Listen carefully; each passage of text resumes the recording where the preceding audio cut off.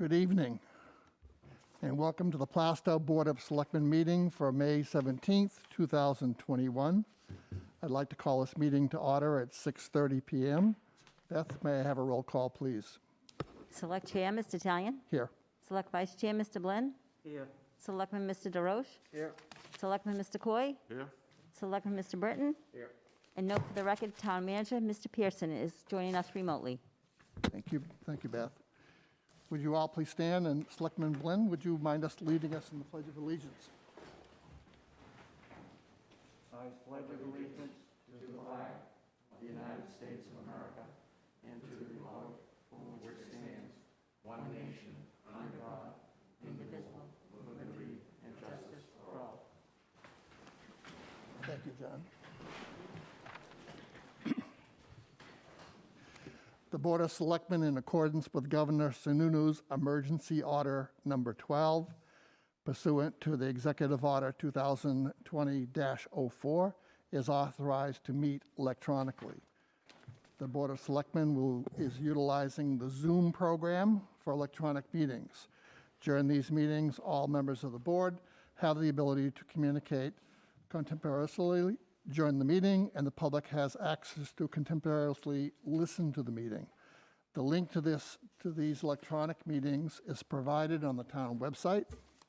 The public may also call in for comment during public comment portion of the agenda at 603-382-5200, extension 290. They may also watch the meeting on cable TV channel 17 or live stream the meeting at livestream.com/plaistow/meetings.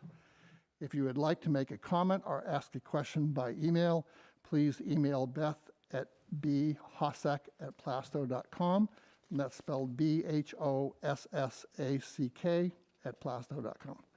Questions and comments received by 3 p.m. the day of the Board of Selectmen meeting will be read at that meeting. Our first item is to approve the minutes of May 6th and May 10th.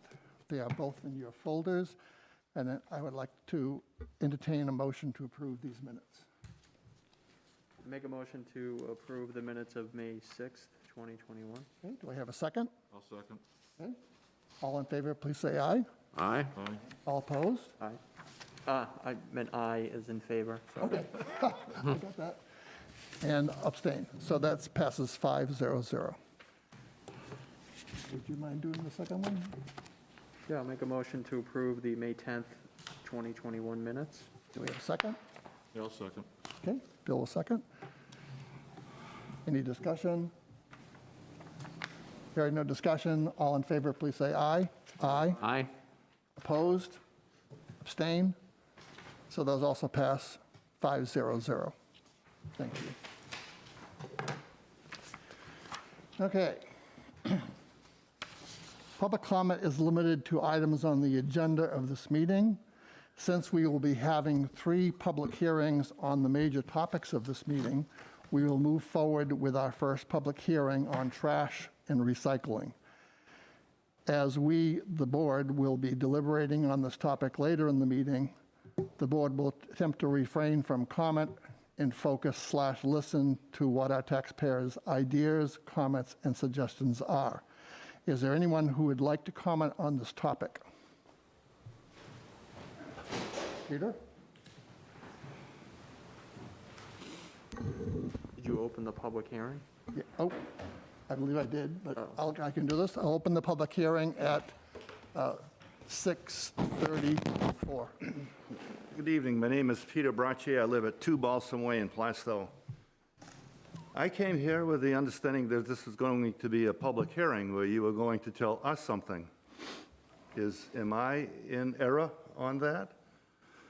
I have questions that I can ask, but I thought this was a public hearing was when I heard how you were going to do the trash. Could you correct me if I'm wrong? Sure. Public hearing is opening up a formal public comment to listen to the residents about any particular issue that we have. Some topics, like sale of lands and whatnot, require 1 or 2 different public comments, but it's to give everybody the opportunity to be able to speak. and then the deliberation of the board would occur as a separate item. All right, well, I have a few questions that I would like to have you think about for the trash. First one is, how many town-owned dumpsters are there going to be? And where are they going to be put, and what size are they going to be? For instance, there's going to be a dumpster at Park. How big? You know, and will there be a recycling dumpster at Park? So things like that. There should be a dumpster here at Town Hall or Highway Department. Those are the questions. How many are there going to be? Okay, that's number one. Number two, are there going to be any discounts for seniors? Go ahead, Jay. Can I respond to Mr. Bracci? Could you respond when we do our dissertation and let Mr. Bracci finish? Okay, sorry. Continue, sir. Thanks. You're welcome. Are there going to be any discounts for seniors and military or other groups of people? We all want to know what the cost of the containers are going to be and how is that going to be put on a bill for us. So can we pay cash? Can it be on a tax bill, et cetera? Is the recycling also going to be cart, automatic? Or is it going to be our own containers that we would put out there for pickup? We all have questions on the bulk pickup. Will it be the same as we have today, where every week we can put out a big item? I think the weight would be 50 pounds is what it is now. You know, what would be the weight of the bulk pickup? I would like to know specifically what the cost of recycling is going to be. It appears that we are going to have a truck every other week. There should be some number associated with that, so we would like to have that figure. I would like to have that figure. We would like to know who the point of complaints is going to be. I believe in the past, Beth was probably the person that you'd call in if you didn't get your trash picked up. It was dumped all over the place, but a point of complaint. Mm-hmm. Are we going to have a policy on white goods, TVs, refrigerators? Okay. Next one. Can we use the Newton or the Pelham Salem transfer stations? Will there be some method that we can go over there, make an arrangement with them that says that, gee, on this day we can go over and, of course, pay them for the taking the equipment, but can we do that?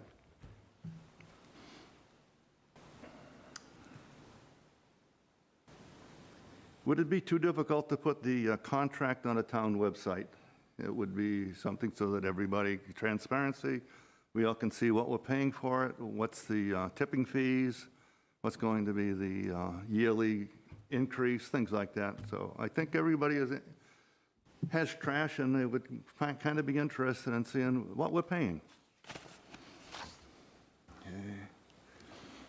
I absolutely would like to see a procedure come out of the track committee or the board for procedures in snowstorms, whether we should put our barrels out in front of the berm, hold them back, maybe a town-wide email blast, if you want to call it, so that if the truck is coming by with that automatic pickup, where is that going to be placed? Inside, can the arm go all the way over the snowdrift to pick up the thing? Or if you put it out in the street, is it going to get whacked up by the snowplows? Well, things I think to think about. I would like to know how you are going to apportion apartment complexes and condos. Are they going to be treated the same as individual houses? Are they going to be required to recycle?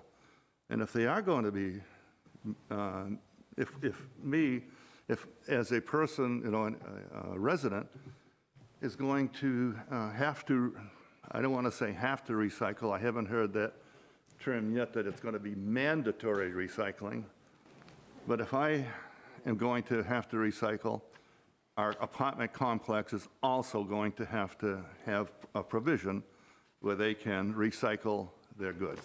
Because if it's just me, why should I do it if they don't have to do it? And I think that's enough for tonight.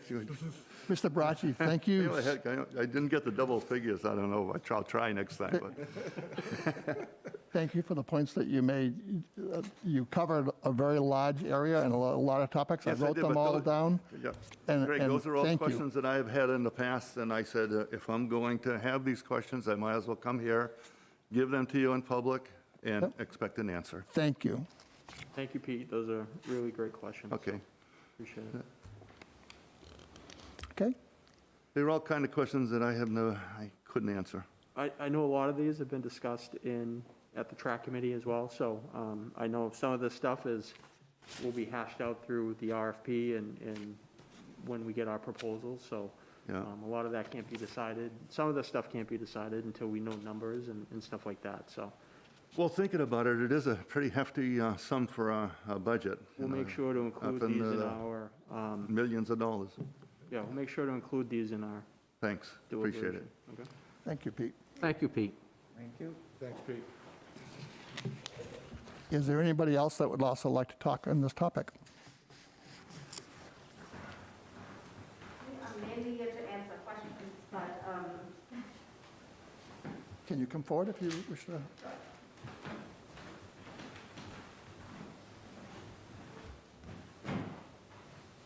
hi. Your name and your address, please? My name is Isabel Gautreau at 185 Main Street. Thank you. And Isabel happens to be the chair of the track committee as well. Yep.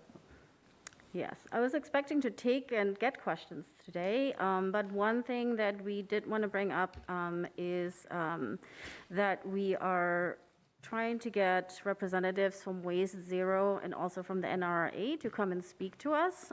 You, I think, had mentioned that we should make it a public event for the NRA so that BOS members could attend and the public could hear in as well. We are hoping to set up something similar for the Waste Zero representative. Waste Zero is another organization that helps towns minimize their waste and try to figure out the maze of the trash and recycling situation. This person, I think he had limited availability, but we are hoping to set up something some night where you could attend. I don't know what the availability is, if we have to consider specific dates. So that information would be helpful for us, so we can schedule that. Thank you, Isabel. Any questions for me? I'll just say very briefly, John and I, when we talked with the town manager to set up our next agendas and meetings, we'll absolutely, if you could give us any additional information that both of these organizations are going to have a speaker, or if just one of them is going to have a speaker, we can schedule something and then work with you to get them invited. At And the they don't regular- have to be here personally. They could also could meet with us electronically, if that would be easier for them. Okay. So you said at one of the next BOS meetings, so the scheduled meetings? Yep. Those would be the times. Okay, Yep. perfect. Okay? Any other comments, Isabel? No comments. Okay. Yes. Also, the track committee meets remotely now, but if the scheduling permits, we could potentially have a meeting in here and televise that, and they could be here to televise it. It doesn't have to be at a Board of Selectmen's meeting. So that's an option as well. So if that's, I know the track committee might meet on an off week of the zoning committee, or the zoning board, so we'd have to figure that out, but I think we could do something here potentially. Okay, so that would be on the second Thursday every month. So as long as it doesn't overlap with the zoning committee, that would be another option? Okay, thank you. Thank you. Thank you. Is there anybody else that would like to speak on this topic?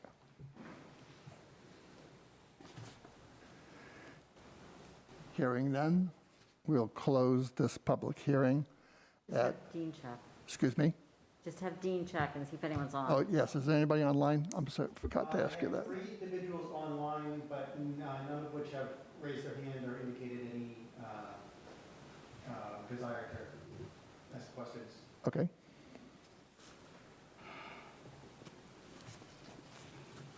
I'll just give it a, Let's see, I think we got a Q&A here. oh, good.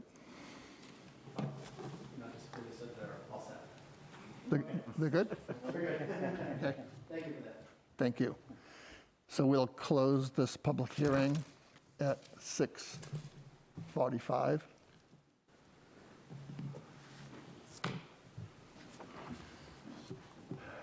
So our second and third public hearings this evening are scheduled for 7:30. So we can't start them until that time. So we will start our discussion and deliberation on what needs to be in our RFP for trash and recycle removal. And then at 7:30, we will interrupt the discussion to open the two public hearings, since that's what we published them as. And if necessary, we can continue our discussion and deliberation afterwards. So I'll open it up. Would you like to lead the discussion, Jay?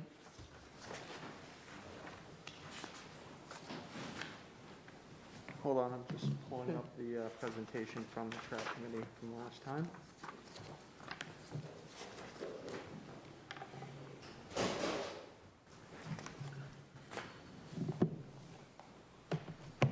So I don't know if everyone's had an opportunity, the track committee was here and presented to the board. They presented their recommendations to the board to come up with language for the RFP. And I'll just go through them quickly, just so we can refresh our memories. So the model they're looking for is a curbside pickup town-wide, and this would be for trash and recycling. The town will contract with a provider to provide service to residents, and there would be no direct billing. The method of this would be a cart collection service for both trash and recycling. Purchase carts and not leased for both trash and recycling. Provider charges town for pickup and disposal of trash and recycling. Jay, can I ask you to just be a little bit closer to your microphone? The scope of this would include both trash and recycling in RFP from a single provider, recycling biweekly and trash weekly, and then the bulk and hazardous would be at the discretion of the providers as well. So some of the detail here, they talked about some of the barrels. They recommending that we use the currently purchased 96-gallon barrels that the town contracted with. We haven't executed well, it's been signed, but it hasn't been fulfilled yet. That we use those bins for recycling. And then one of the suggestions they had was to send out a mailer and have the residents provide their choice of the barrels. Additional barrels could be available for purchase, with that price to be determined. I don't know what, we'd have to know how much per bin it is, and then, potentially come up with a value for that, and maybe, and then disseminate that to the public. Let's see.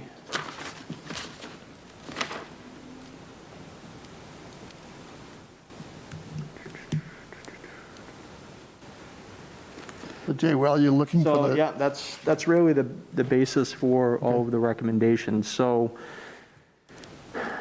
some of the things that I had gone through, and I kind of mapped out what I believe what my thinking is for the recommendations is in line with what the track committee is saying. But I do want to find out what the costs are for potentially leasing a barrel as opposed to going out and buying another one. Would that make sense for us to do that, given the budget issues that we're seeing right now? Because there will be an overlap period that we're going to need to cover. But basically, I'm with the waste pickup weekly through a cart service, automated recycling curbside pickup through the cart service as well. Let's see. One of the things that we've talked about in the past year was how we're going to handle bulk pickup. And if we do an automated system, probably the bulk pickup would obviously go away. And we would need to revert to some type of event throughout the year, whether it's twice a year, 3 times a year. And in the RFPs we saw last time, or the proposals we saw last time, there was pricing in there for those types of events. The tipping fees are a little higher, and they charge an hourly rate per vehicle. But, you know, the upside to this is that we're not putting in a mattress every week. You know, there's going to be a lot of bulk stuff that normally won't go into the trash stream. And then having the event, you know, throughout the year, people might find other ways to dispose of it, and it won't be added to our tonnage. So there is an upside to that as far as a cost savings. You know, one of the things I'd like to see from some of these vendors is if there's a transfer station available. And one of the things I was going to talk about with the track committee that Peter brought up was potentially reaching out, and I think one of the members that already brought this up in the meeting was talking about reaching out to the local transfer stations to see if maybe the town had an opportunity there for, you know, where we sell tickets, like a sticker, and you get to go over there and something to that effect. But as far as the trash and recycling contract, I'm looking for a automated curbside pickup. And as far as the carts go, my recommendation is we stick to one size. We have the 96 gallon, which would be good for the recycling. You know, that if we had a 96 gallon that had trash in it, it would be probably pretty heavy for people. Having the 64 and the 96 gallon for the recycling would be my recommendation, and then the option for people to potentially purchase an additional cart. But again, that all comes down to what the trash vendor will pick up, because in some cases right now, JRM, they only pick up up to two 64-gallon bins for trash, and then unlimited recycling. Yep. So that's something that's always been there. So a vendor might turn to us and say, we're only going to take up to 2 trash barrels. So that's something we will find out through this RFP process. So can I ask you a question? Since you're Yes. covering a lot of items, I just don't want to forget it. So you made a comment about the bulk pickup, and it sounded like because we were going automated that we would not be able to continue that process. And I didn't get that sense. I got the sense that it would have to be scheduled and it would have to be called in, but the vendors would be able to come with a, you know, with a manual truck. Right. And pick up those items just not on a regular basis, doing Correct. the entire route, but there would be a separate pickup. Is that the same idea that you have? Or it sounded like you What I'm saying- thinking is, and when I talk about bulk items, I'm talking about someone's throwing away a couch or a mattress, maybe like a TV or a refrigerator. Those are white goods. So Yep. right now, when we have a white good disposal, you contact, I believe, JRM, and you pay them and schedule the pickup, and they'll come out. So those types of things, Would continue. hopefully the vendor will have some type of option like that, and the resident will have to do that work. But if they have like a transfer station you can bring it to or something, you know, those are other options. But the bulk pickup in the sense of putting out a, Mattress. you know, a set of tires or a mattress, you know, that might be something we change to once, twice, 3 times a year as an event. Similar to what was done in the past.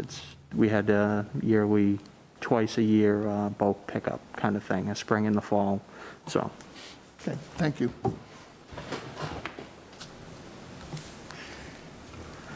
Anybody else? Yes, Bill? I do know Actually, it might be something to think about in some towns, like where my mother lives, if she throws out a couch, Yep. she can call the trash company, and for a fee, they'll take it. You know, so if you have it through a year, but so it's on the resident, if they have a couch they want to throw out, Yeah. they just call up and they'll pick it up. And that's probably something we could address as a board as well. We could come up, you know, like, one of the things Pete said was a policy on, we could come up with a policy for how we handle that type of situation. We could potentially charge a fee for that, or if they don't want to wait till that, Yeah, 'cause you know, I that 'cause I event, that's how you it know. works in that town. So, and that might be something that they already do, and once we identify the vendor, then that's something we could probably hash out. Yeah, not everybody has the way to get something to a transfer station. And Right. If the resident's willing to pay $20 for him to pick up my sofa to get it out of my house, so I'm not looking at it for 3 months. Exactly. It's worth it. Yeah, it is, so, no, that's good. Harold, do you have any comments? Nope, all set. John? No, I'm set. Okay. Can we talk a little bit more about the carts? I mean, there's so many different ways that we can do this, but we probably have to get down to, like you were suggesting, get down to one selection. And to my understanding, and I may be wrong, but to my understanding is when we purchase in bulk, it's cost less per cart. So instead of having, you know, arbitrarily selling one or two of these, if we have 3,200 residents and we bought 3,400, we basically would have the surplus to be able to sell as a second cart. But it would have to be within the contract to be all of those carts be able to be picked up, and then we could sell them on a first come, first served basis. The other issue I have is some comments about, well, should it be a 64 or should it be a 96? And the one piece of experience I have is when I stayed over my son-in-law's house in Goffstown. Goffstown provides 2 96 barrels. They are more balanced than my little 42 gallon. They're very, very easy to bring back and forth. Not that someone would probably fill a whole 96 up, but it might minimize the number of people who want a second barrel by having Right. 96 as a constant. I guess and with that, it's like, how do we determine that, you know? So we're gonna have to probably survey the town, right? To see what people's comfort level is with the 96 or a 65, or we just make the decision, you know? I'm just one selectman, so mine was just a 64 gallon, but, you know, if you guys have any other suggestions, you know, if the 96 works, I'd still like to see what those numbers are, you know? And, yeah, to your point, if we buy a little extra so that we can provide people or sell them or lease them to the, you know, residents over the 5 years, you know, so. Go ahead. Have we purchased barrels already? We have. They haven't delivered them yet, but we have a And what size did we purchase? 96. 96. Okay. So that, potentially, they could either be recycling or regular trash at this Right. point. We did discern that with the covers, the color of the cover. Okay. So we'd have 2 different covers, and because they're interchangeable. Yep. What I'm hoping, I don't know yet, but with a little research, we could find out whether those covers will fit both the 96 and the 64. If that was the case, that would be ideal, because you'd be able to use either size for either item, and Yeah, just change the color. I'm sure because we're gonna probably need to put an RFP out to find out how much it's gonna cost, we can ask, you know, that, we can include that as part of the RFP if that's what you wanna put in there, so. Yes, Bill? Yeah. My concern with the 96 is there's a good percentage of the population. It might be a little cumbersome for them to Yeah. move a 96-gallon barrel around. And what's JRM take now? 260, up to 264s. So what I'd almost like to see is why don't we just do the same thing, right? The town can provide that first one, and if anybody wants the opportunity to purchase that second one, you purchase the second one. Not every house is gonna need a second one, but I know my house would probably need 2, and there's probably a lot of houses like that, families like that in town.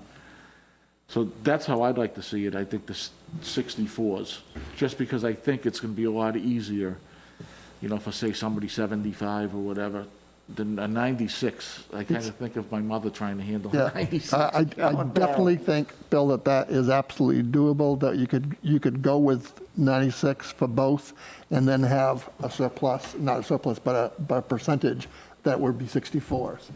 And if we have people who can't carry the bigger ones, you can use the smaller ones for them. Matter of fact, I don't see why we couldn't get enough 64s, that if people want two 64s, that would be fine, as long as the covers match or the covers can fit, that would be absolutely fine. Yeah, 'cause I don't think it's an either or, it could be both. Yeah, I'm just wondering, though, the way the trash is set up, could the vendor pick up a 96 and a 64? Yes. Different homes? Yeah, So as that long wouldn't be an as issue? long as there's a bar, Okay. they're designed for automated pickup. But I think So- like with that second barrel, though, I think everybody should have the They hear- advantage. I think if, for a second barrel, if a family wants a second barrel, they Yeah. should be able to purchase it. Yeah. Not that we've got 200 more and it's first come, first serve. Right. That's Here- kind of tough. I mean, as we're going through the process, if we're sending out mailers, that's when you say, okay, yes, I will purchase a second one, and no, I don't want a second one. If we were to provide, the majority of the second barrel at 96, it eliminates the need to have two 64s for those people who can handle them. Yeah. So that reduces the number of barrels that we Yeah. have to purchase. And then if we basically have a certain number, some reasonable number, maybe the track commission can help us with that, come up with a particular number to say, we're going to buy this many 64s and have them available first serve, but possibly almost we can looked do at it- elderly first and then do When my anybody family else. was younger, there were 6 of us, right? I'd look at it and go, okay, I got 196, or I can get 264s. I can get more into 264s than I can into 196. Okay. Right? I don't That's know. how I would think about it, I Yeah. had 4 kids, when all 4 kids were living at home. Yeah. That's what would've went through my mind. Yeah, the 96s are really, really big. Oh, I'm not saying it isn't, but, when you have a family like myself, I had, twins at one point, that's a lot of diapers. So can I throw this in your lap again, Jay?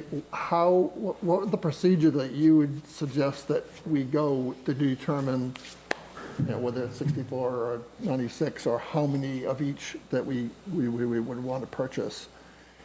Do we want to do that through the track as a commission, as a recommendation, or do we want to contact the vendors and then make a decision on the board? How would you suggest that we approach that? Well, it's up to us, so we could, ask the town manager to develop a flyer to send out that people will respond to. We could wait and see when we do the RFP process to see if maybe these vendors would do some of that legwork as well. So we don't incur the cost of the mailer, but, because I know there's, budget crunch right now, so, there's a couple ways where I think us as a board, we can make that decision, so. I don't know what everyone else thinks, but. Darryl? Perhaps we could get some input from the folks here that are on that committee, what your feelings are versus the 96 versus 64. You've been living it pretty much all the way around, so. Yes, we also have thought that. So I'm Isabel- sorry, could you come up to the, Yeah, because the rest of the audience will not be able to hear you. Sorry. Yes, we also have a thought that a 96-gallon barrel probably would be too much if it's filled with trash for most people to move around.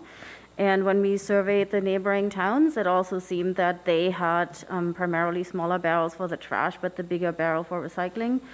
But Atkinson, which I think had the most amenable and flexible model, they would allow you to choose either 64 or 96 for your trash, and they would also allow you to pick a second barrel if you needed that.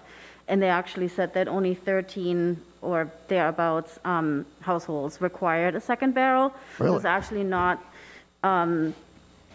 in their guidelines, they said you can't have a second barrel, so they made it as an exception for those households that needed it. People do find another way to do something with their trash if they don't have all of that extra space available. Thank you. Thank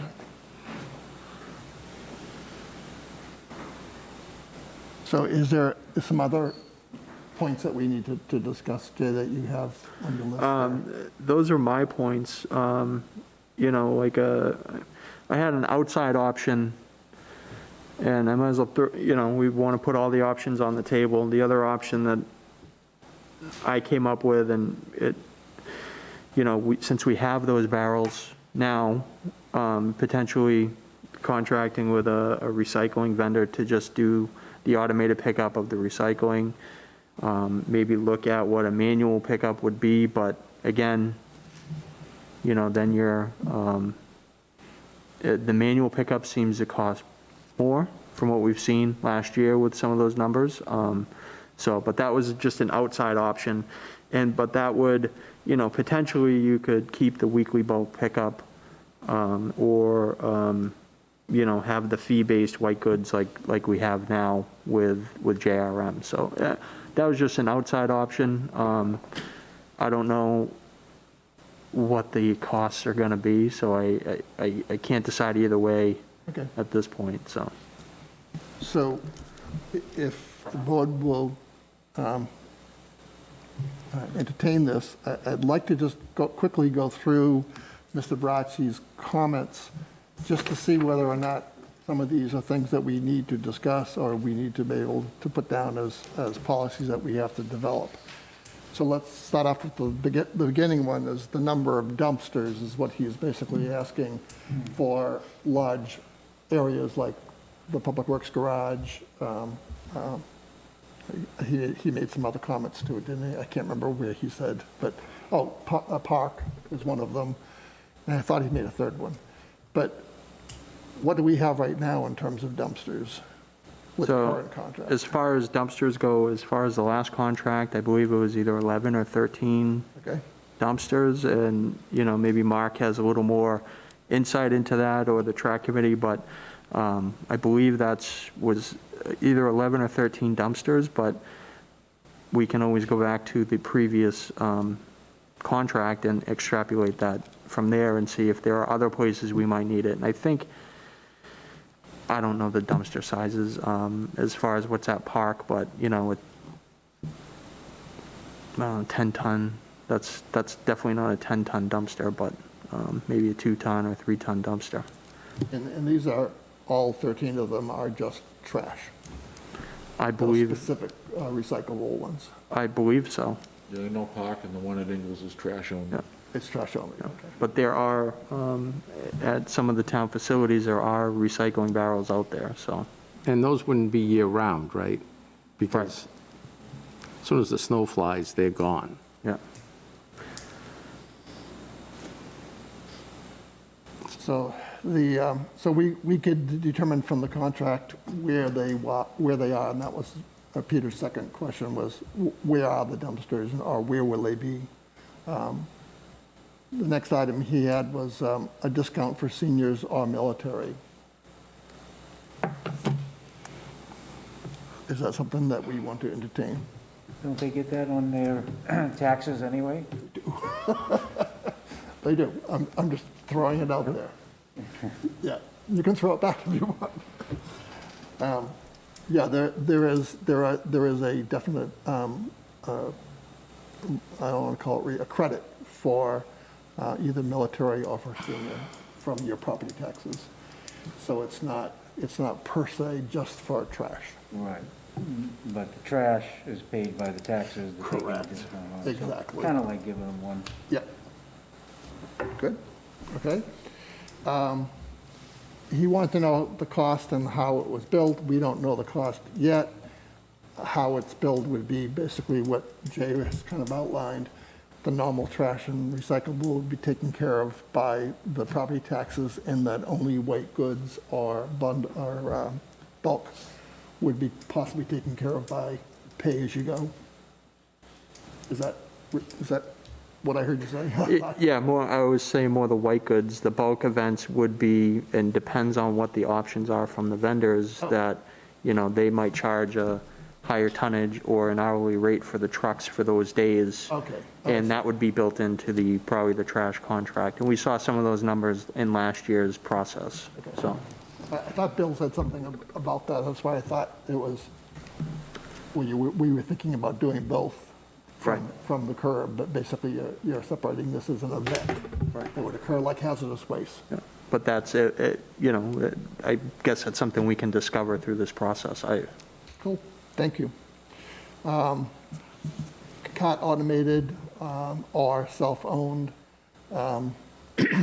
We had in the past talked about having carts that are owned by the town, might even spray the name, Town of Plaistow on them, and basically the town would own the carts, and the carts would be only picked up if they were a town cart, I guess I think you could say that. So I think that's going to be a question for a lot of residents. They're going to be concerned that I already have all these barrels, what do I do with them? And we briefly talked about that, but could you bring that to the track committee? Because that is something that we need to decide, how do we get rid of these barrels? And can they be recycled? Can they be reused in any way? That would be That's definitely something, yeah, we could look at. great. Thank you. Peter also referred to the cost of recycle. I guess we don't know. We have some ideas. We have some publicly available bids from last year that we can make available, but those are from last year's negotiations. So I don't know what the cost will be for recycle. Did we get any idea from JRM or? I didn't get any specific numbers, Okay. so. Peter's next comment was, where is the point of complaint? Would that still be you, Beth, or is that would I that mean, be it some? probably would be, Okay, but I have a contact right now with JRM, so whoever we go with, I'm gonna need a contact with that company to deal with complaints. and passing it to them. So you would record it, but you'd take the initial call, but then pass it to the company's complaint. Okay, good, thank you. Policy on white goods and TVs.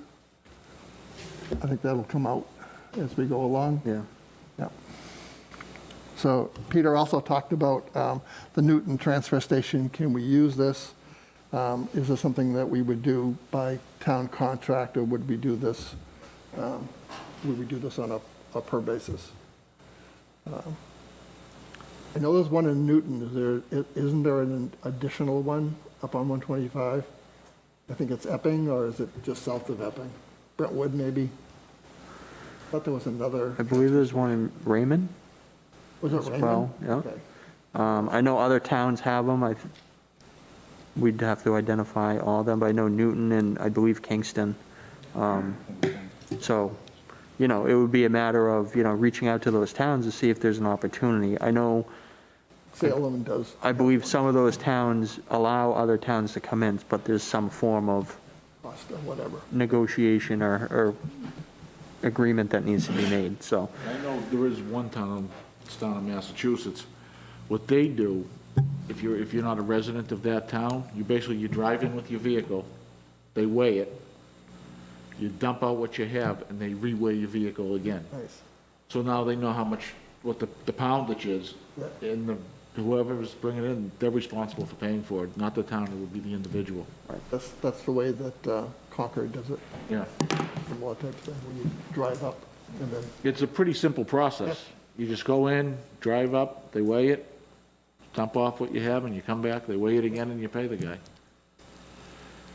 Peter asked whether or not the contract could be put on the town website. Absolutely, there's no reason why we would not want to do that. Definitely, we would want to do that. And anything that is policy or guidance or in terms of, what's helpful hints for recycling or whatever we want to do, let's put that on, let's create a permanent section on the website and be able to publish those documents there so that they can be pulled off by our residents.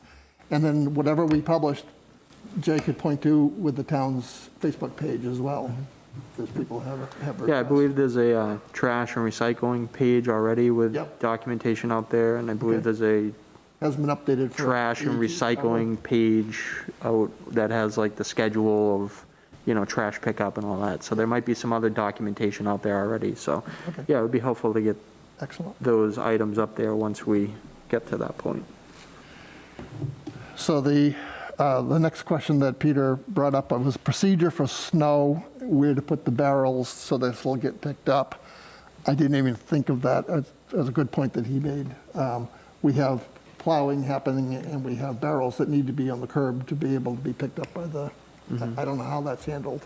Well, I don't know and- if that was even And I addressed. think in the past, and there may have been a couple instances where we got a snowstorm and JRM canceled that day, or the trash vendor would cancel that particular day and you would move it to the next day. I know with these arms, the barrels need to be on the curb and they need to be a little bit set apart from each other so that the arms can get in and pick them up. So I would, maybe to answer his question now would be, just continue doing what you're doing now with a little bit of space on the curb, and just wait for the town to say, oh, we're canceling for today because of a 3-foot snowstorm, Good point. Okay. Peter also brought up the issue about apportioning of apartments and condos, whether they need to recycle and whether the residents are going to be the only people who recycle. I'm not even sure what the issues are there. I would think condos would be very similar to houses. I don't know, apartments would be, obviously could be very, very different. Probably would have, I would assume the owner of the apartment building would contract with the trash removal company for a dumpster. And whether or not they are required to recycle, I don't think they are at this point. How are they handling that now? A lot of the condos just have the dumpsters. Yeah. Do they pay for them, though? I'm not sure, I think they don't, because I've seen JRM go into some of them and take them, and I assume it's all part of the tax base. And it might depend as well, depending on if it's a association, they might, through their fees, contract with their own waste company.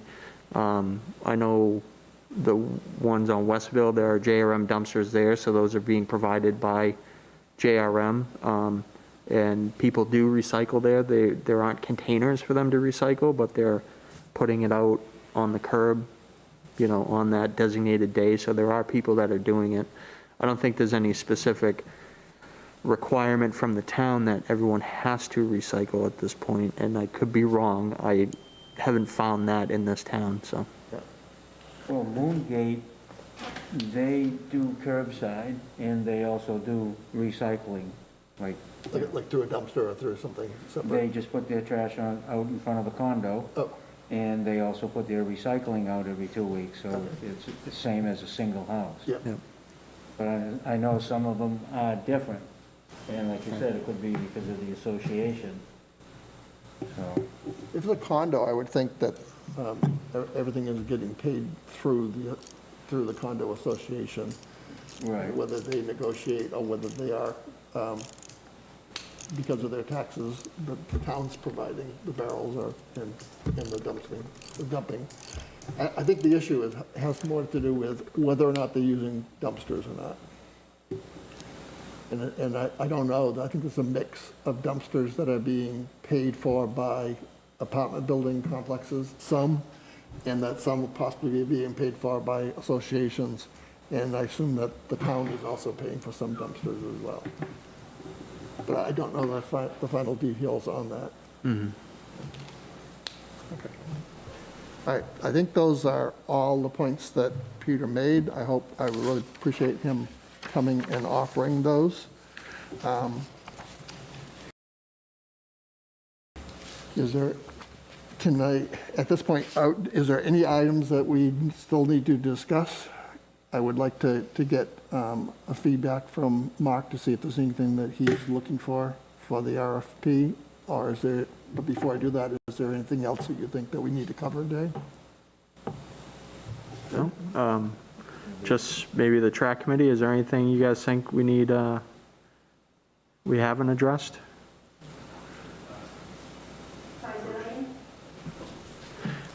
Is there anything you think we haven't covered here so far tonight?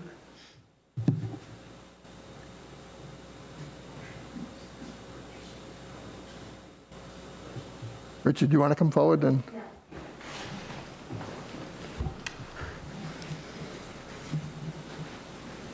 Richard Anthony, 4 Village Way. I'm just referencing the last track meeting, Mr. Britton. There was a question about when these items are in later because of potential commodity fluctuations.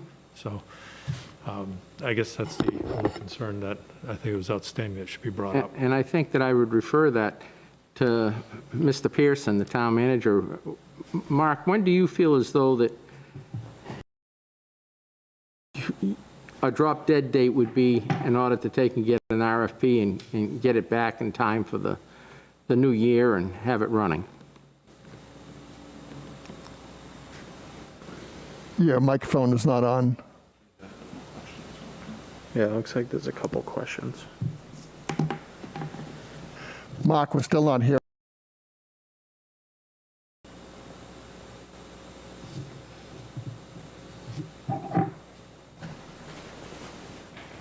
Dean's coming down, hold on. Okay, hold on. Thank you. Should get Dean a bench. I think you might have him muted.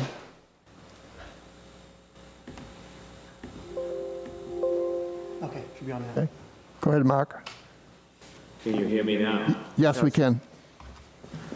Hey, Dean, there's Okay, also some so- questions on there as well. So the sooner the better. I'm not trying to say that as a cliche, Selectman Britton. Companies have said that the more notice that we can give them for a January 1st start date, the better it is for them in terms of, in some cases, for them to get the proper truck and to, get ready for the contract. Some of them have told us before you got on the board that they needed a year's notice to order a truck. So I'm not sure that when we get this all solved and we have people that are going to give us estimates for proposals for a contract, that it's going to be just real easy for them to just send the equipment and send the personnel here. I think that's a logistic that they'll have to deal with. But certainly the more notice we give these vendors, the better it is for them. I don't think that we can expect that in November and December timeline to give them a yes or no would be enough time for them to get ready. I'm just guessing that they'll have some logistic problems with that. So I think that the sooner that we get this RFP out, being that this is May, I'd like to have the RFP out for June. I'd like to have the results back for July. And I'd like to have it before the board for August, so that the vendor you choose could be notified in September, and then they would have sufficient time, in my estimation. They may argue that they don't, but at least they'd have potentially 3 months lead to know what they need to do to ramp up for the contract. So, we'd have to overcome the barrel issue.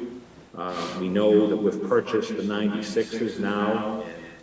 To the prior point, Mr. Anthony, I'm not sure if there's been an increase in the price for the barrels. I'm not sure that there's an availability of the barrels. I haven't checked because we haven't made any decisions. But I think there will be a second set of barrels purchased. and find out what the availability is, but I'd have to hear back from the board on what to acquire. Mark, besides that, are there any other items that you believe you need from us to help you with this RFP?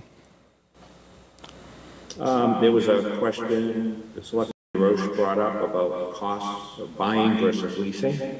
So the board would have to give me direction on that. And the other thing was the mailers. We haven't resolved that yet. I would say that the cost for the mailers would be somewhere in the $2,500 to $3,000 range with all the postage and compile, which would, it's not done overnight. It's going to take, say, a month or a month and a half to do. And then you'd have the answers from the people on what they want. I don't know how that will fare. I've listened to what the board has said. I think no matter what you do, if you have 96s for recycling or you have 96s for trash, there's always going to be somebody saying that's too big. Maybe you do what somebody suggested and have the option for either or. And then to do the lids, like you suggested, I think, Mr. Chairman, so that if you had somebody that thought a 96 was too much for them, that they would have a smaller barrel so that it wouldn't be too much for them. But the basic was the additional carts and whether to do a mailer or not do a mailer. I don't know that you need to do the mailer if you're going to do a 64 and a 96 and then let the people decide which one's going to be for trash or which one's going to be for recycling. And I personally like the idea of giving the people that may need more trash space the option of purchasing a second barrel. I thought that was a pretty good idea to do that. So I've kept track of all of the points tonight. And I'm just looking for guidance, and I'll include whatever the board wants in the RFP, and then bring it back to the board after it's drawn up, and then you can make some edits and changes, and then we can send it out.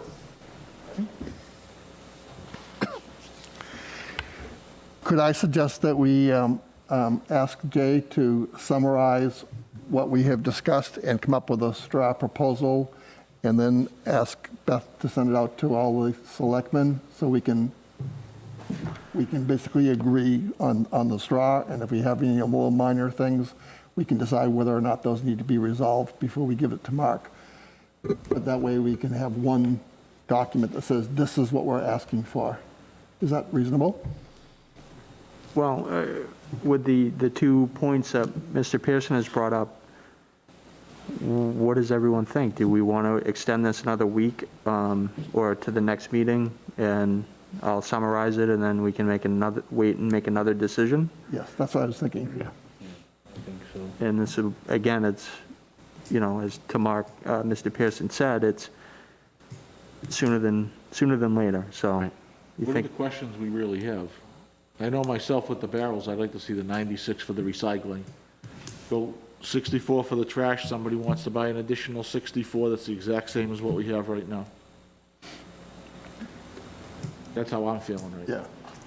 Yeah. On that piece of it. Two 64s cost more than 196, just so Right, you're probably aware. You're gonna yeah. pay for if you want a second 64, you're Yeah. gonna pay for it. Yeah. You're gonna pay for that barrel. Like, if I want an additional 64-gallon barrel, I'm gonna pay for it. That gives you the exact same amount of trash you can get rid of as what's happening now. And will the company pick it up? That's the other question. If there's a recycling barrel and then a 96, will the company also pick up that additional 64? right. Well, that will be a question we'll need to determine, Right. If they're offering a 96-gallon barrel that they lease, then they're going to be picking it up, but, I guess we're going to need to find that out. Yeah.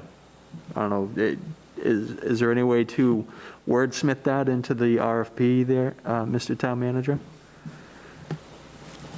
Well, I was just thinking as you were discussing the topic, and the only way I think that the vendor would probably work that in, it would be by a per barrel type fee to figure out how many barrels they're gonna pick up. And to Mr. Coy's point, Selectman Coy's point, and to the track chairman's point, you know, if we know there's 3,200 roughly barrels. So if there were to be, say, another 100, then they would know that their service is designed to pick up 3,300 trash barrels.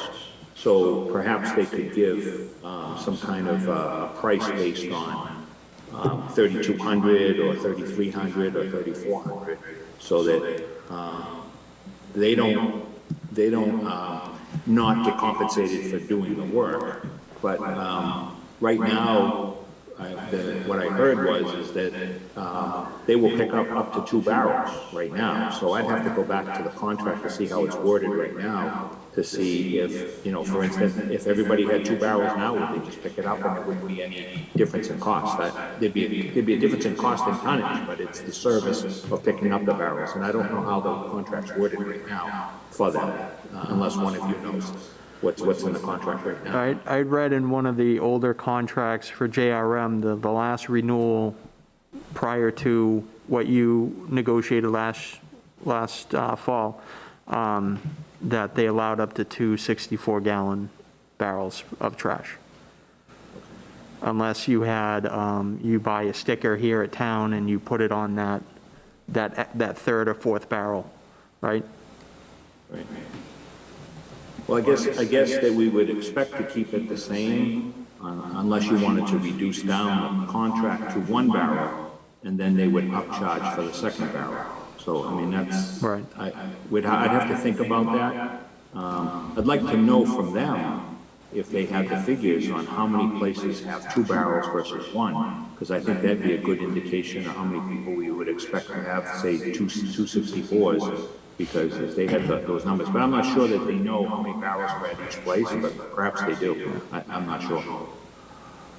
Well, I know through last year's process, some of the vendors had come back and said, we'll only take 1 or 2 barrels. So I think that we might be able to shake that out through this process. Right. So I'm going to interrupt our discussion just briefly. It is 7:30, thereabouts, and so we need to open our second public hearing, since that's what we published in the paper, on the possible sale of 13 Rose Avenue. We originally had 2 public hearings on this topic as required by law, but they needed to be made no more than 14 days from each other, and I guess that's what we did not do. So we will now need to do these 2, one tonight and the second one on May 24th. Is that correct, Beth? Yes. Okay. So let me just open the second public hearing at 7:34. Dean, you had a question? Yes, I did have somebody who had their hand raised for a while. I think it might have been on one of the previous topics. Okay, well, we'll be coming back to it. Okay. Okay. Okay. All right. So is there anyone here that wishes to make any comment whatsoever on the sale, the possible sale of 13 Rose Avenue, that parcel? And would you check to see if there's anybody online, Dean? No hands raised. Okay. Okay. So I do not hear any comments, so we will close the public hearing at 7:35. And our third public hearing is on the purchase of a 4.32 acre parcel of land owned by Aaron Jackson that abuts the town forest. And the Conservation Committee with Mr. Jackson have worked out a purchase price. They are looking to purchase that land, and that would require a 2022 ballot for the town to approve that sale. So there would be a warrant article for that. They've done just about everything else. They The Conservation Committee voted 4-0-0 on doing this. And so we will open up a public hearing for that, for any comments or discussions at 7:35.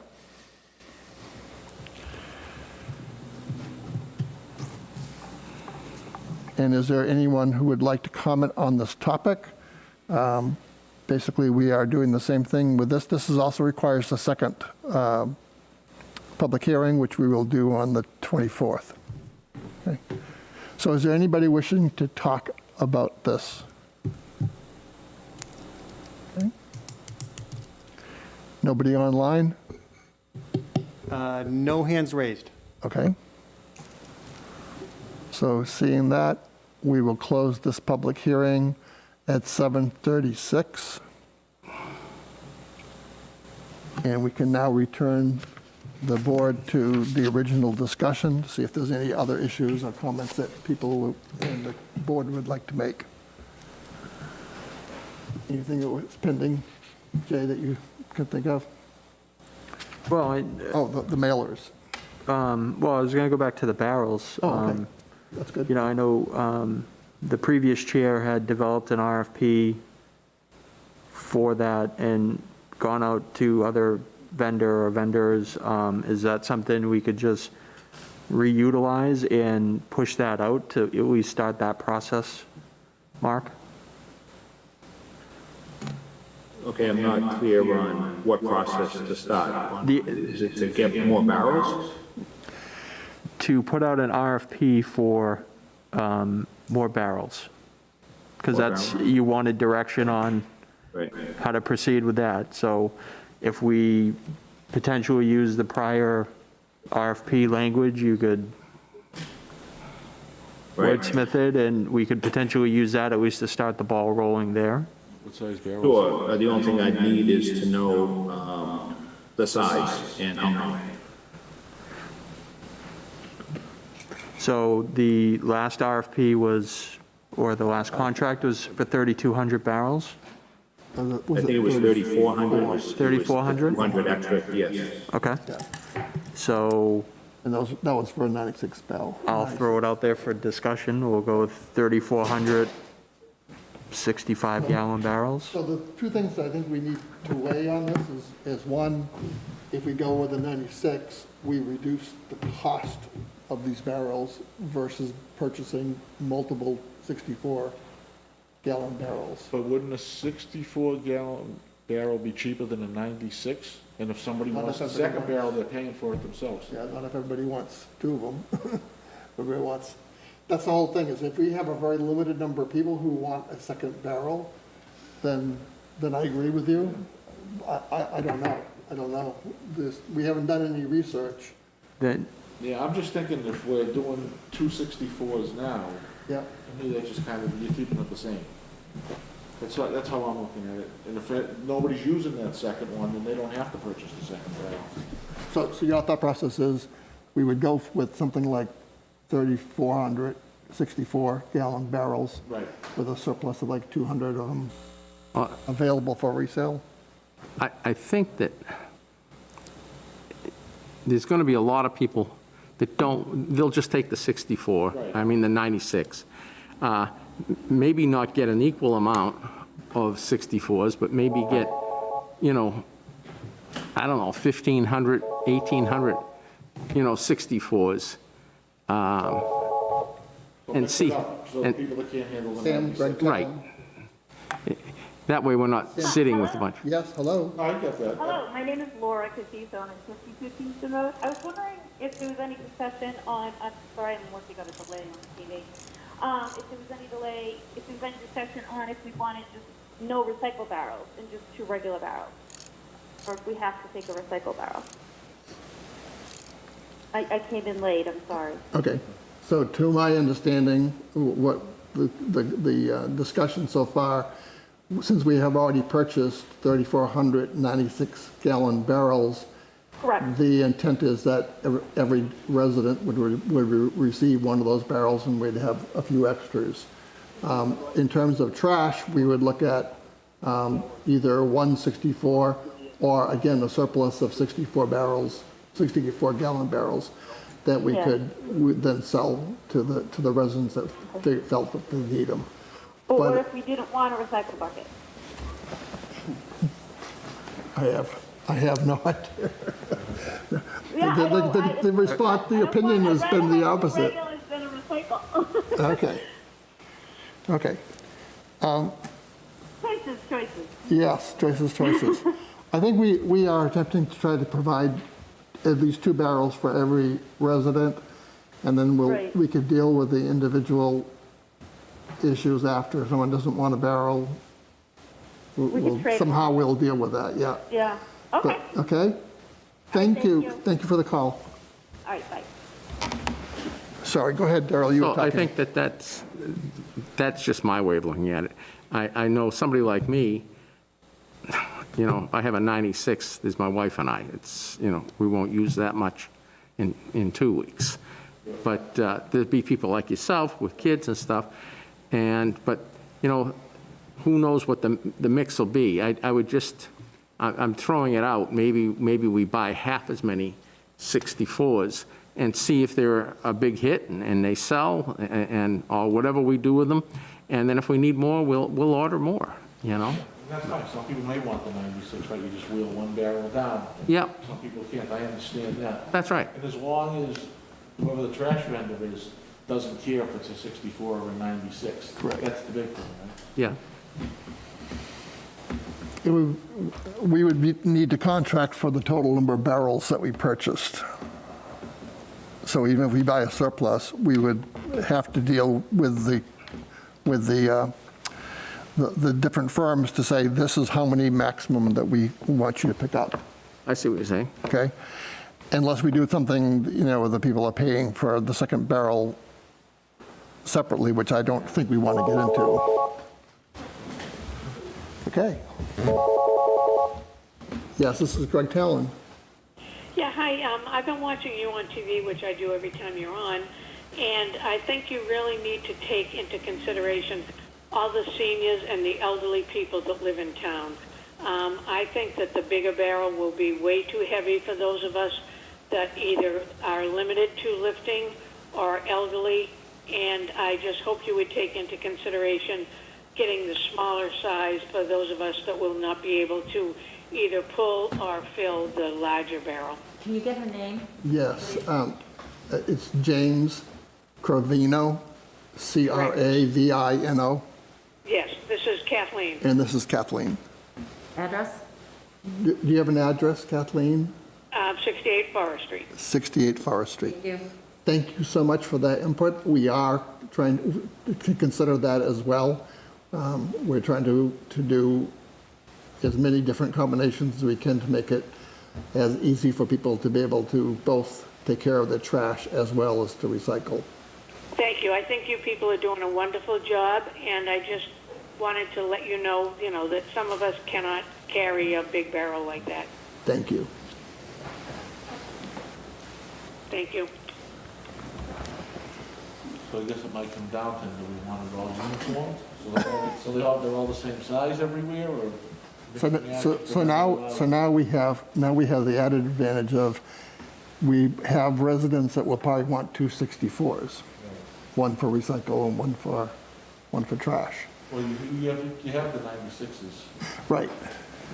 So by providing some of those 64s to our senior residents, there'll be extra 96s. Right. So I guess if somebody said, I want 2 96s, we could deal with that. Trash, 2 96s. Yeah, it is. Yeah.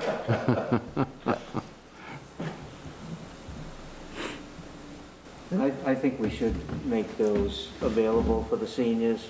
I It just agree. makes so much sense. Yep. I think that's a no-brainer, right? Yeah, it is. Good. And there's more of us out there than we think. Yep. So, So final, To get closer. final item we really should talk about is the mailer. And to me, it's not so much the cost, it's how long it's going to take. It seems like that could delay us a whole month. And time right now, if this process goes through, we're going to be giving them 3 months versus giving them 2 months. I think we can we've got some input. I think we have a similar interest in doing things that are right for our seniors, that we should be able to make a decision for them and not wait for our whole mailer to go through. What do you all say? If we're going to do that, then I agree with your first statement, the both of you. Get an equal amount of 64s then. Because then we don't have to worry about the mailer because we have ample amount of both, you know. I hate to spend the extra money, but it's, they won't go bad. If somebody wants that second barrel, they should pay for the second barrel. I agree. Yeah. And we could always find out through the process if those covers can be, they fit both, which, Good point, yeah. you know, if that's the case, then it will help make the process be easier for everyone. Right. Jay, do you think you have everything you need? I have everything I need. Okay. Does- And just let me just ask the town manager, from what we have discussed so far, do you think we've hit all the issues? When we come up with a decision, a final set of specifications on the 24th of May? Yes, and I think that you're right on target with doing an equal amount of 64s. And I know that I will reach out to the company as soon as I can to find out if those tops are interchangeable, because I think somebody mentioned about having a different color top of the barrel so that it would distinguish recycling from trash. So it would be great, in theory, if the decision where you're headed tonight is to have 64s and 96s and allow people to make a choice on which one for recycling, which one for trash, or to buy a second one. But the key now is I'm just hoping that the answer is that the tops are interchangeable, because that would make things a lot easier. Because then we could put the right tops on 64s and the 96s, and everybody would know what the recycling barrel. Okay. So we have one more item, or one more person online. Okay, yes, we're going to bring on Mr. Kincaid. Mr. Kincaid, thank you for being patient with us tonight. You are on if you would like to speak. Hi, can you hear me okay? Yes. So two quick things, not to throw a monkey wrench in this, but there is a third barrel size, which is a 32 gallon. We didn't even really consider it in the track deliberations, but, you know, I have no idea how many you would need, but, you know, to that caller's point about, you know, elderly people, there's an even smaller one, but then you're really limited in how much fits. So just to throw that out there, you could buy a handful of them, you know, 5, 10 of them, to accommodate those residents that are really concerned, even with the 64. The other point I wanted to make was, you know, in neighboring Atkinson, the number that they came up with was 1.5%. That was the number that qualified or opted for an additional cart. So they had established qualification requirements, and when they did all their math, it ended up being 1.5%, which was an additional 40 units. So if the second buy ends up being 64, which is primarily going to be used by default for trash, maybe interchangeable as needed, if you were to go with the Atkinson model, because we don't have the data, just to put that out there, that they used a 1.5% bump to cover that additional purchase. And I think that was roughly the number that was used last time around when the 96s were purchased. So if you go with the second round, go with the same number, it worked out for Atkinson that 1.5% increase covered the additional second bin requirement. So if that was sufficient, then you could go ahead and do that in our opinion. Thank you, Bob. Yep, welcome. Okay, I think we have come to the end of this discussion and deliberation, and yes, Jay? So, Mark's all set to proceed, or do you still need me to write up a summary and send that We need to write out up to something the? and vote on it on the 24th. Okay, so we're not ready tonight? I'm ready tonight. I know which way I'm going. John, you ready tonight? All right. Brett? What conclusion did we get with the barrels? We're going to do 3,400 64s? Okay. And then we'll have Mark find out about the covers. Yep. Okay, that was the only one that was pending for me.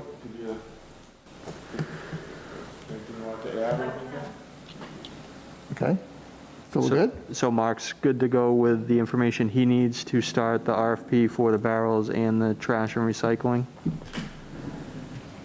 The only thing I would ask is if you could just send me your list. I did take notes, but if you can just forward to me that list that you had tonight, just to make sure I have it. Absolutely. Awesome. Thank you. Okay, thank you all. That was excellent input from our residents and excellent input from our board to come through this very, very difficult decision. There's a lot of different options inside of this. So our next item on our agenda is concerns receiving the final permit to finish our pump house. To my understanding, that is available, and we just need to provide a reimbursable fee. That reimbursable fee is will be paid for by the State New Hampshire Trust Fund. And in your Selectmen folders, there is additional material that I would ask you to read and study for our May 24th meeting, just for you to be aware that there is also an additional final approval by the Army Corps of Engineers. To my understanding, there's no fee involved, but we basically have to wait for them to complete their study before we can complete or begin the construction of the pump house. So, Mark, would you like to comment on this before we have our discussion? Just briefly, so you'll see a cover letter in your package. So I just explained essentially what you just explained. And the second page, I want you to focus on the second page. We received it today. It's titled Notice to Recipients of Major Impact New Hampshire Wetland Permits. So, unfortunately, in the 11th hour, we received this today. This puts essentially the whole pump house project on hold for 30 days for the U.S. Army Corps of Engineers to review New Hampshire Department of Environmental Services permit that they have tentatively issued to us and said we're all set. So it's a little bit unusual because New Hampshire DES usually gives the approval and you don't hear from the U.S. Corps of Army Engineers or EPA. In this case, the U.S. Army Corps of Engineers has decided to look at the whole project for wetlands mitigation. So we're on hold right now, and we received that notice today. You know, it says no work should be done in wetlands until you receive that notice. So, I was very excited up until receiving this letter today that we had cleared our final hurdle.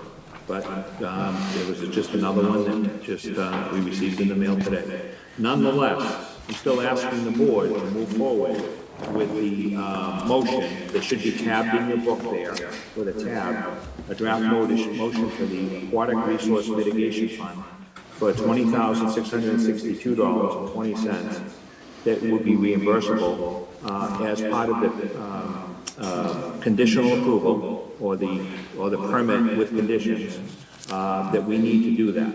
And it's a pass-through. We pay the money and then they reimburse us. And we pay it out of the water fund and then we put it back into the water fund. So I think that we should move forward with the motion to pay this fee so we've completed all the conditions. And there's also a notice in here to proceed for Hampstead Area Water Company, and I'd like to move forward with awarding that contract to do it with the condition that they need to wait until we receive final approval from the U.S. Corps of Engineers. So in your package, I've attached all the paperwork related to this pump house, just so that you can see the emails and the review by New Hampshire DES. So if there's any questions, I'd be glad to answer them at this time. So let's put the motion on the floor, and then we can do discussion. Would anybody like to read the motion? Bill, you want to do it? Motion to direct the town manager, Mark A. Pearson, to pay a fee in the amount of $20,662.20 to the New Hampshire Department of Environmental Services Aquatic Resource Mitigation Fund. The fee is to secure the permit to construct a drinking water pump house on East Road as part of the Southern New Hampshire Regional Water Project. The funding will come from the Water Fund, account number 12-4911-14-00. The fee is reimbursable from the state of New Hampshire Trust Fund. Okay, do I hear a second? Second. Second? Okay, for discussion. Any questions that you have of Mark, or any questions? Yes, Darrell? Mark, a couple of things. We're going forward with this thing. Having worked, right now, I've got 2 projects with the Army Corps that they said was going to take about 30 days. We're now in our 9th month. So what's our plan B, Mark? I guess that's my question. If this gets held up for any real length of time, do we want to contract the water company before we have something really to sell? And secondly, what do we do with if we encumber the money or send the money to them, at what point will we get it back? Will it be after the Army Corps takes and gives their approval, or do we get it back before that? So I can't answer with specificity the absolute correct answers to your 2 questions. If you're experiencing a 9-month delay, I cannot speak to how long this will take. I can just show you the letter that said they will notify you within 30 days as to whether you qualify. So I guess they'll say you qualify or you don't. I can't speak to if they'll come through in 30 days or it'll be a delay. And to your second point, actually you have 3 points. And the second point is, do we award the contract considering that we have this potential holdup? So I can hold off on the award. You can hold off on the aquatic fund. The only thing I'll say about the fund is that is paid to the fund in New Hampshire, the Aquatic Resource Mitigation Fund, which is a fund held by New Hampshire DES, and then they'd reimburse us. Okay. I'm guessing that if we paid it and everything fell through, they would get the money back, because we have an email in here that says we qualify for reimbursement. But let me just look at the larger picture. I guess my rhetorical question is do you think that the New Hampshire DES is gonna let the town of Plaistow not receive their proper permitting for the pump house, because the pump house is the key piece to make the whole system work? I would have to believe that New Hampshire DES is going to advocate for the town of Plaistow to receive this permit from the U.S. Army Corps of Engineers. But I haven't talked to anybody today at DES. I just forwarded all this paperwork to you. So I really don't have a concrete answer to any of your questions. Okay. Any other questions or discussion? Hearing none. All in favor, please say aye. Aye. Aye. Opposed? Abstained? That passes 500. So if you can just give me your guidance, if you want me to not award pending the final answer on the U.S. Army Corps of Engineers, I can hold off. I can tell you that there was big disappointment today with Lewis Builders and Hawk, because they knew that the award was coming. They expected it to be signed today, and they were going to mobilize and get ramped up for all their documents and get going. And so this has hurt them as well, because they had scheduled, anticipated that this was going to happen. So they're probably even more disappointed than we are at this point, because it's going to throw off the schedule too. 30 days won't necessarily throw off our date for next spring, But if they delay it out 60 days, we could be talking April, pushing it into May of next year. So it pushes the whole project out because they need a certain amount of time in order to do this construction, 270 days. So they're disappointed too. So Mark, can I ask the question, if we go ahead and approve the contract, is there a financial liability here if something goes wrong with the Army Corps of Engineers? Well, see, the funds were approved by the state as part of the trust fund grant.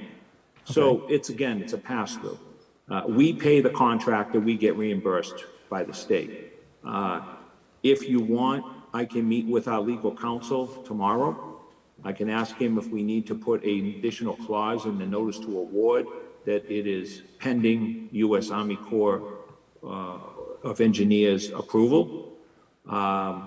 And so I could just put that, attachment, that addendum into the notice of award. But the money, I guess maybe your question is could the contractor come back on us, as a right to rely on the contract and come back at us? Well, we're not the holders of the money. The money is at the state. So it would actually be the state that they would be going after because that's where the money is. So I'm happy to go visit Attorney Kalman and get his advice on this.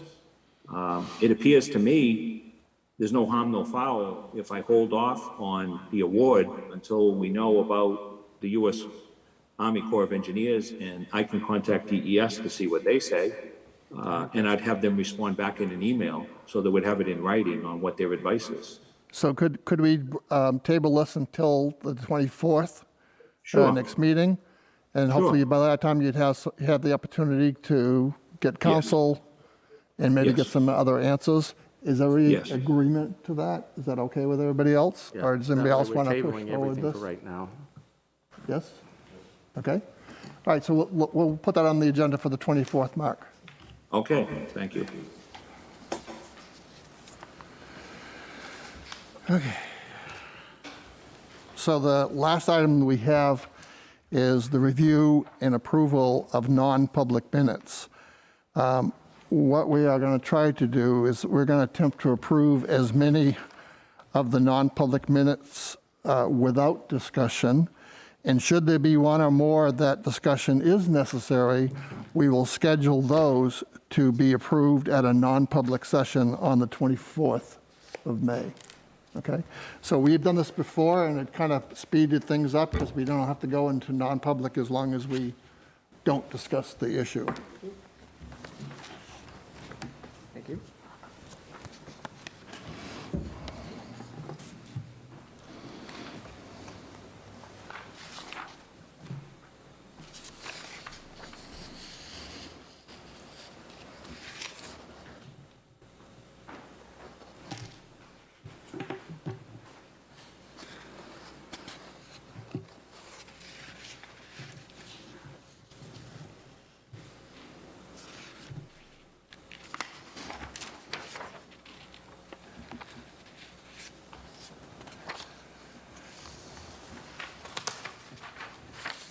Would somebody like to make a motion to approve the April 12th, Session 1 minutes? I'll make that motion. Okay. Do I hear a second? Second. All in favor, please say aye. Aye. Opposed? Abstain? So that one passes 5-0-0. Oops, I'm sorry. Just a quick question. Yes. That's to approve and Keep sealed. seal or Yes. unseal? Keep sealed. Keep sealed? Okay. Yeah.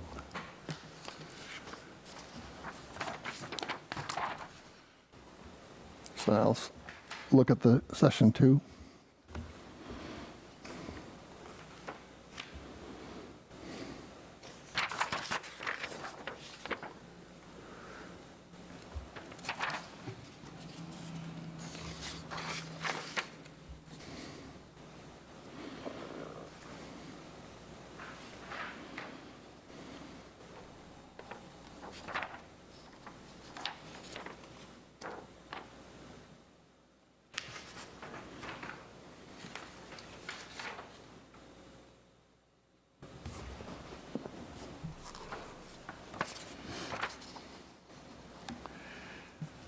So I entertain a motion to approve the April 12th, Session 2, and I believe to unseal those since decisions have already been made.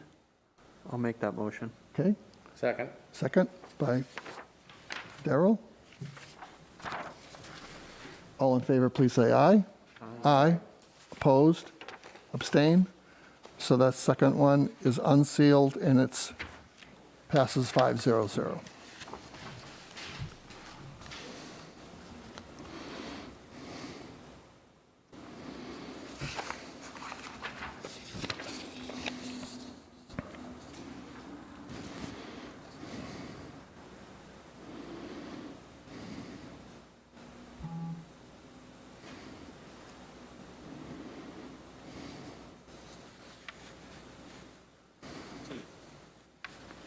I'll make a motion to approve and seal the non-public minutes for April 26th, Thank you, Jay. 2021. Do I hear a second? Second. Second by Darrell. All in favor, please say aye. Aye. Opposed? Abstain? So those are still to say sealed, and the it passes 5-0-0.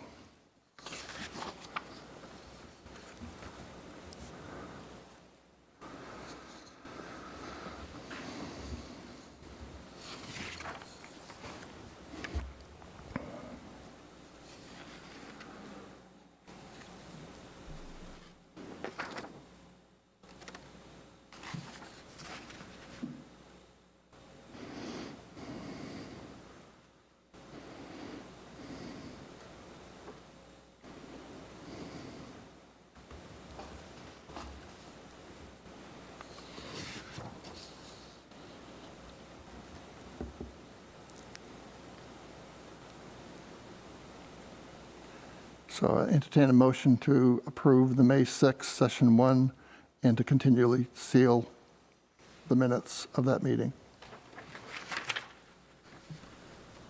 I'll second that. Okay? All in favor? Aye. Aye.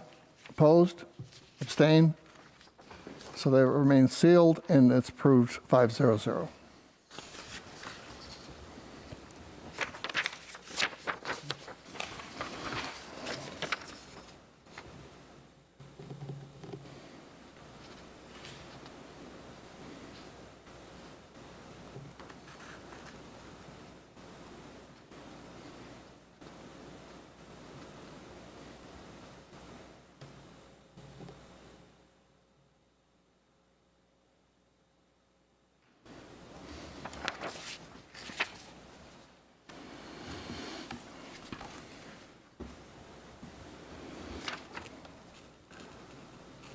I'll make a motion that we approve the May 6, 2021, Session 2, and continually seal the minutes of that meeting.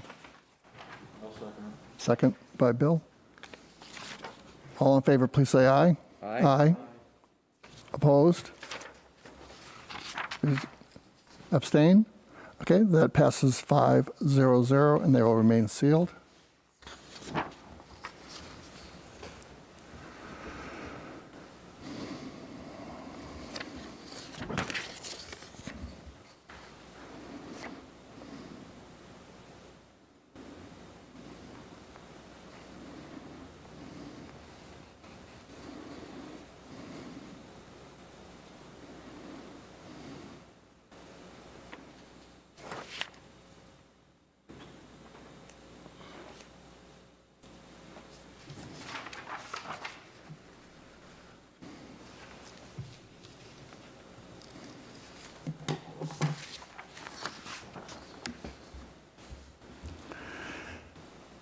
I'll make a motion to approve the May 10th, 2021 non-public session and to continually seal the minutes.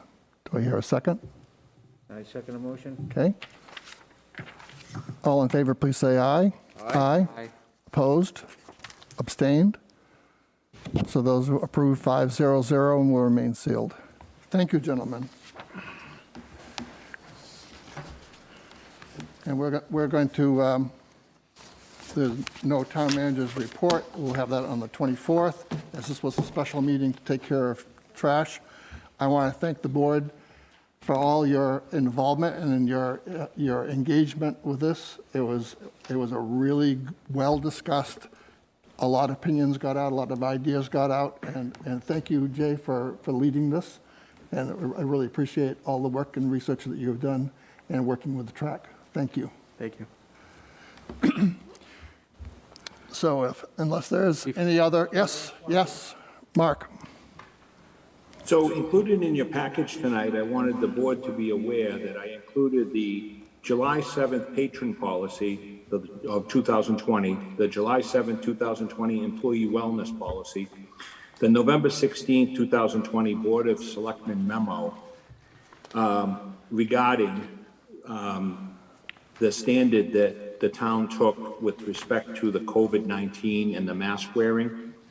And I met with the health officer today, and in light of the recent information from the CDC, but not New Hampshire per se, the health officer's recommendation is not to change anything that we currently have in writing, and that that if the board would like to set up a meeting with the health officer, that she would like to be heard at least before you consider changing any of these recommendations, because she's been in contact with different people in the state.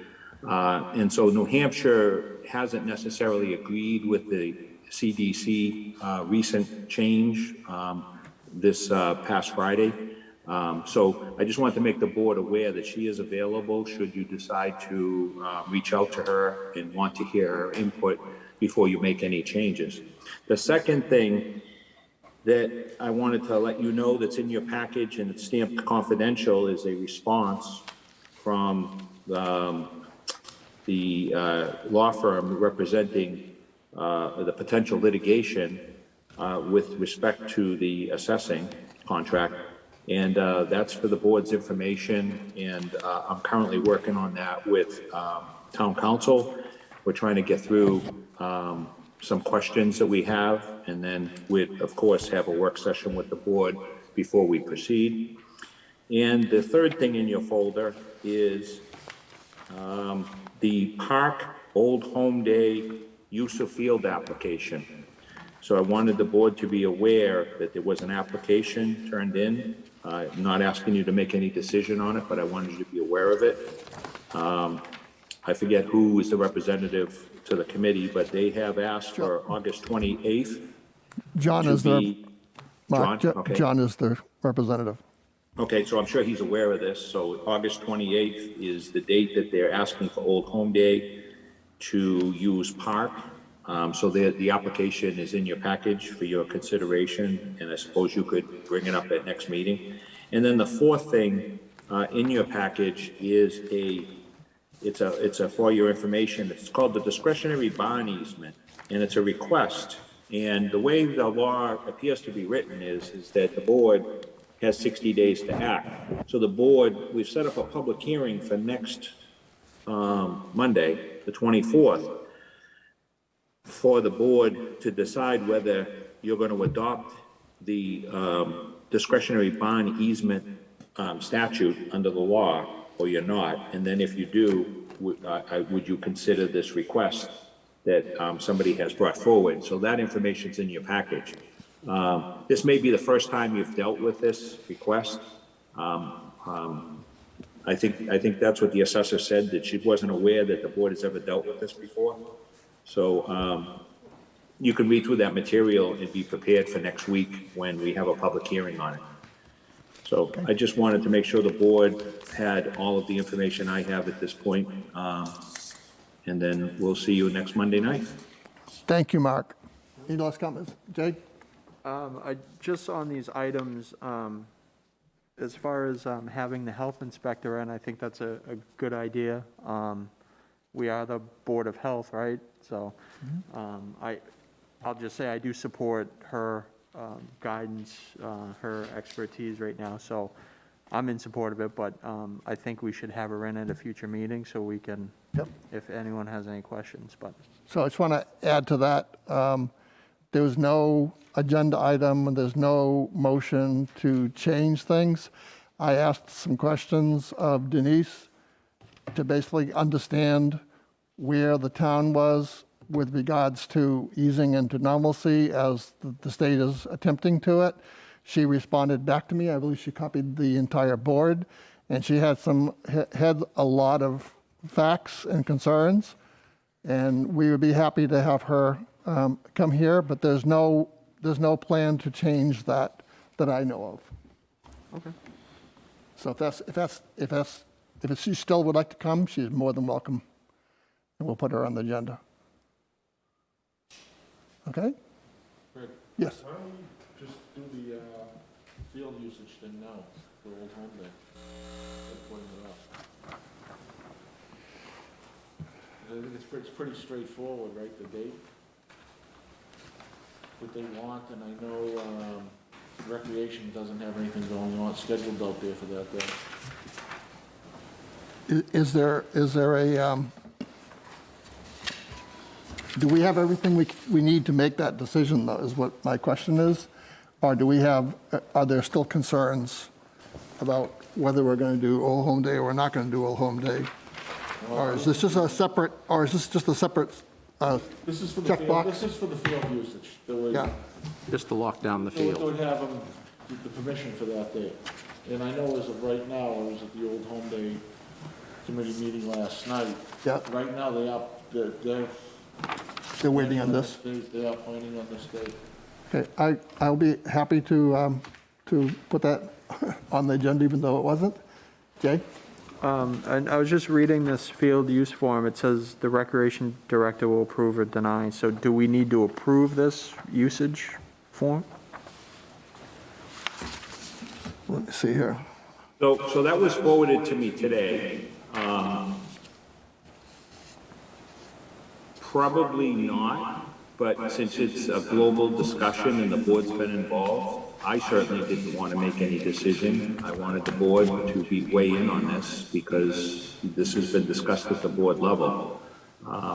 If you're fine with referring it back to staff, then we can do that. I just wanted to make the board aware so that, the board has all the information that we have. With regards to the, taking this one step, I think the recreation director can absolutely approve that, totally independent of the concerns that we really were talking about, which was how do we financially The afford recreation this? director was at the meeting Yep. last night as well. Does everybody have the same? Yep. Jay? John? Okay, so we basically have no issue with this at all. Okay, I will pass that on to the recreation director tomorrow. Thank you. Thank you, Bill. Yes? And while we're on that topic, I received an email from a resident today. The person is, his name's Bob Fairhurst. He's the person who is organizing the Old Home Day road race today.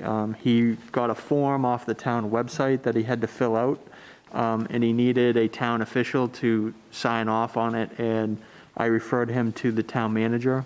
I don't know if he came into the office today to present the form or to get it signed, so just wanted to give you a heads up that that might be coming your way, so.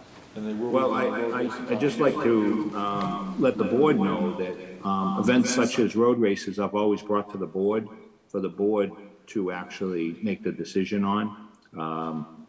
Because I think it's important that the board know about some of these road races in town. And I wouldn't want to make a unilateral decision without the board weighing in on something such as a road race. So I'm looking for direction from the board.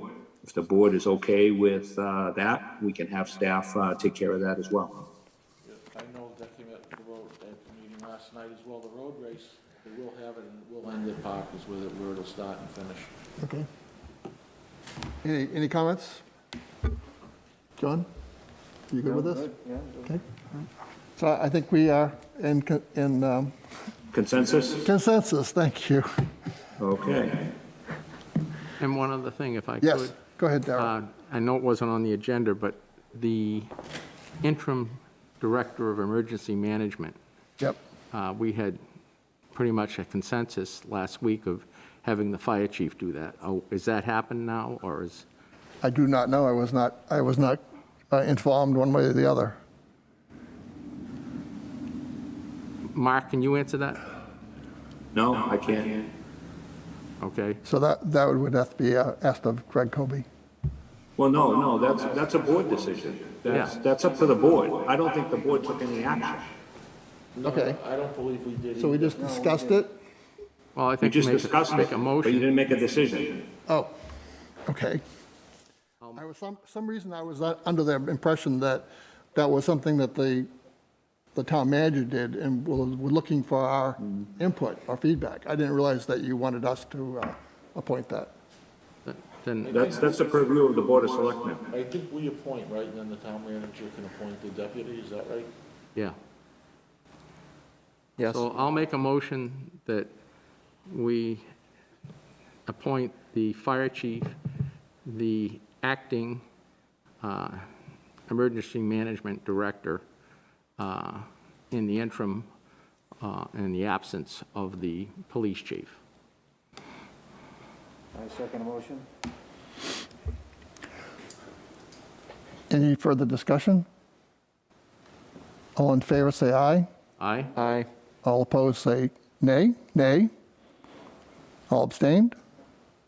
That passes 4-1-0.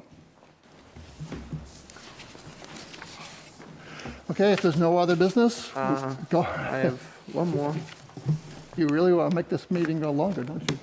I Go do. I absolutely do. I want to make a motion to remove Greg Town as the chair under vote of no confidence.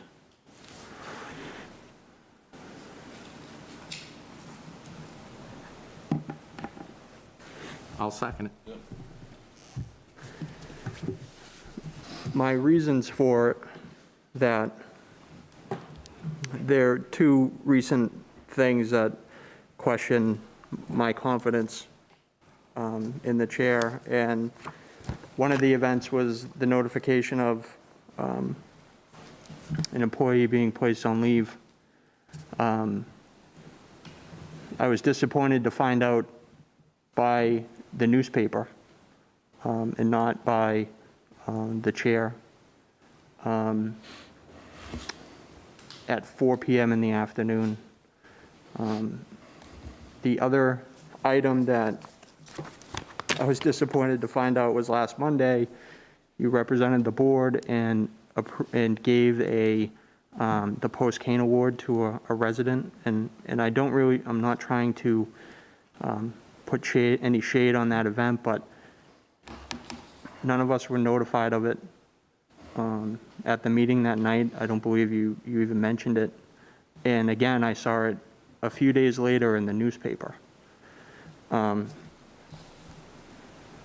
Just on those two events, it's disconcerting to me that my confidence in you on keeping the board apprised on items that the chair should be keeping the board apprised of may or may not happen. And I'll leave it at that. So let me give you equal time here. First of all, the Kane Award is something that the Historic Society does. It has nothing to do with the Board of Selectmen. The only thing that I was doing was I handed the cane to the gentleman. That was totally Mr. Peck, and that has been done in perpetuity. They basically do the whole ceremony. It's a totally controlled thing by the Historic Society. It has nothing to do with the Board of Selectmen. Basically, the Board of Selectmen is invited, and John will know that I invited him as well, and that we were to be there. So when I went to the event, which was actually in my development, at the very end, Jim gave me the cane and said, "Here, present it to the gentleman." So that's all I knew about it. So if that's the reason that you are taking me off as chair, shame on you. Secondly, if I'm going to be serving as chair, I'm going to comply with state law. And state law is very, very clear. We are not above state law. Basically, personnel issues are not to be discussed. And so if somebody tells me something about personnel, that's confidential, and I'm not going to tell anybody else. Nor can I have a private conversation with each of you, because that would then be a meeting. If you are going to remove me as chair for me following the law, shame on you as well. And to respond to that, the news article mentioned the Board of Selectmen were in attendance for that event. So you were represented as the Board of Selectmen there. But to your point about the notification, that could have been handled a couple different ways, and it wasn't. You could have sent an email and blind copied the board. That didn't constitute anything. In RSA, we could have had someone else notify us. So those are the things, those are the two. Let's be really clear, okay? So if you're going to do a blind copy email with a Plaistow.com account, please understand that's public information and it's on the server. So just because you make it blind copy does not mean that you are that you're not breaking the law. You are breaking the law. You're communicating. You're having town business discussed amongst the members without a meeting. Just because you blind copy does not mean that you have to that you don't have to obey the law. You do have to obey the law.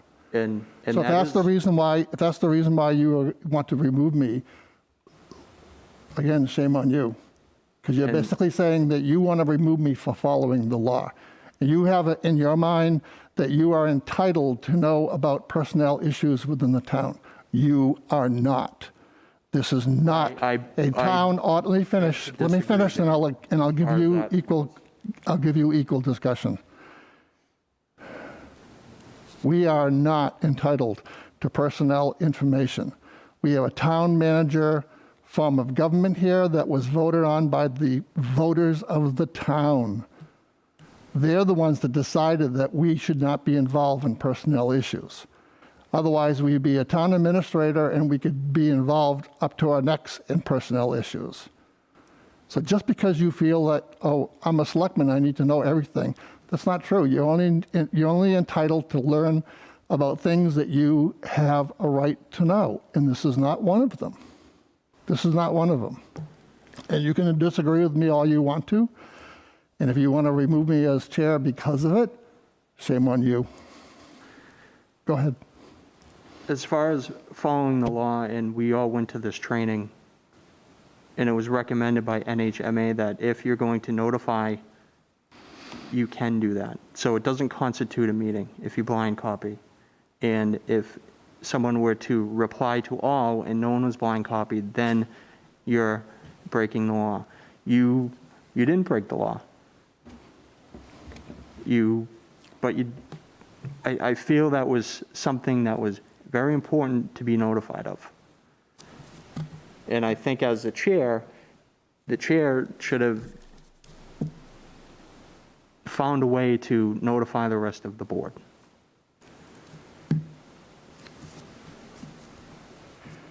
Anything that is recorded on the mail server is available for right to know.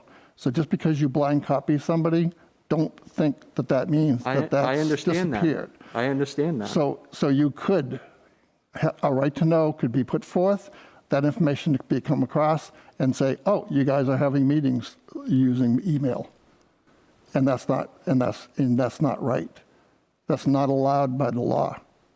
Well, It's not allowed by the law, period. Whether you want to agree with that or not, it doesn't matter. It's the law. And we have to comply with the law.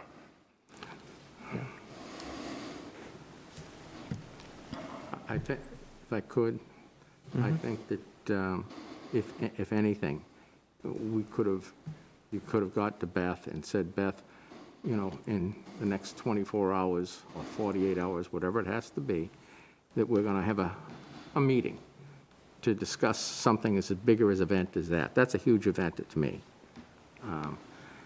And I didn't want to hear about it at the hardware store. we did have an emergency meeting, and we also had a follow-up meeting with council. And council advised us what to do and what not to do. You all were present at that meeting. So I don't know what your issue is. That And the was last well question that I have, let me finish. The last question that I have, let's say you did find out 24 hours before reading about it or being told about it. What would you have been able to do? What could you have done about that? Nothing. There's nothing that you can do. You're going to tell Mark, oh, you're doing this wrong? That's not your responsibility. It's his responsibility to take care of personnel issues. So I have been very, very careful to make sure that the board and the town is protected and that we are followed town council. When we are given town council, that we followed it. And I don't know what else do you want to do. I guess you just want your way. Well, go to it. I'm very disappointed, very, very disappointed. So John, if after we have this vote, guess what? What? You got to run the meetings.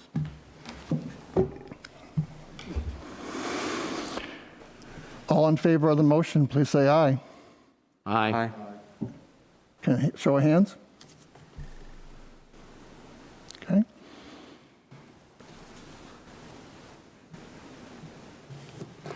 And I'll vote nay. That's 4-1-0.